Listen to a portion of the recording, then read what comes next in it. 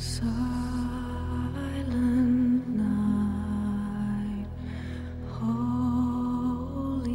night, all is calm, we see, all is bright, sleep in heavenly peace, sleep in heavenly peace.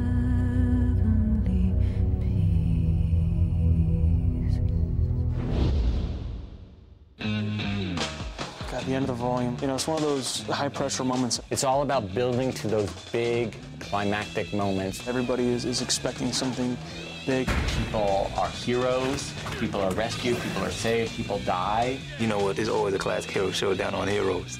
There's always a fight going on. People getting thrown against pillars. A lot of explosions, fire, lots of fire. I'm responsible for that. Let me stand next to your fire.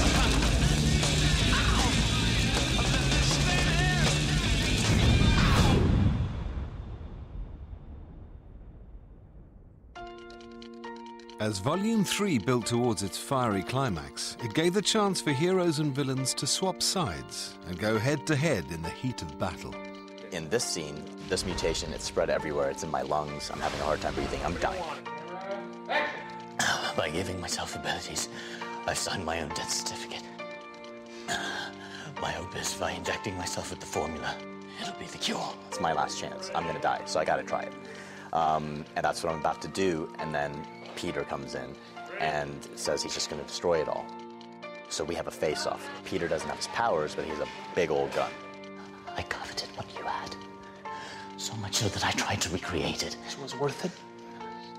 It's turned you into a monster. That's why I need this formula. Peter ends up allying with Flint and Knox, who he's always seen as villains, but understands that they don't want to see this formula get out for, of course, their own selfish reasons, too.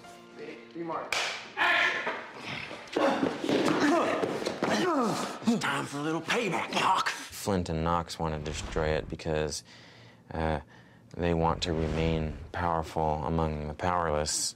You have powers, that makes me just like you. I don't want to be like you. You be different. Want to trash this place too? Huh?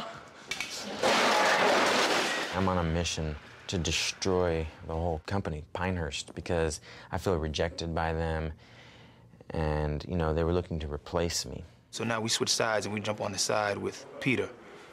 So if he's considered one of the good guys, we are now the good guys. Look how you're allying yourself with Peter. With your brother in charge, think of all the good we could do.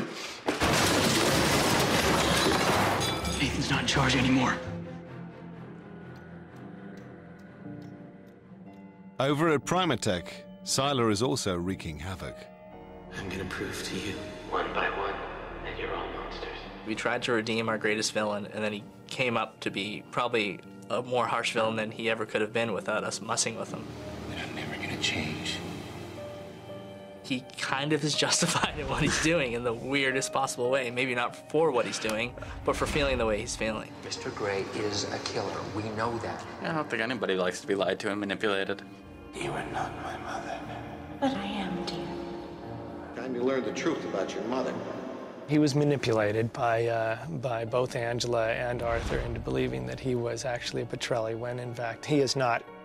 Everybody that drew him into their agenda was totally manipulating him, and I feel sorry for the guy that he wasn't smarter to see it along the way. Are you really my family? Of course. A lot of what the volume is about is posed in the questions that he asks in the episode of what does it take to be a hero, what does it take to be a villain, where does the line drawn?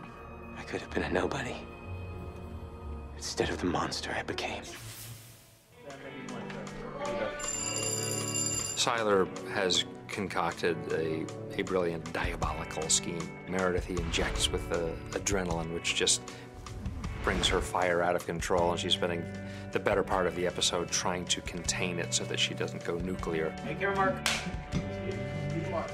Camera is set. Action. What the hell?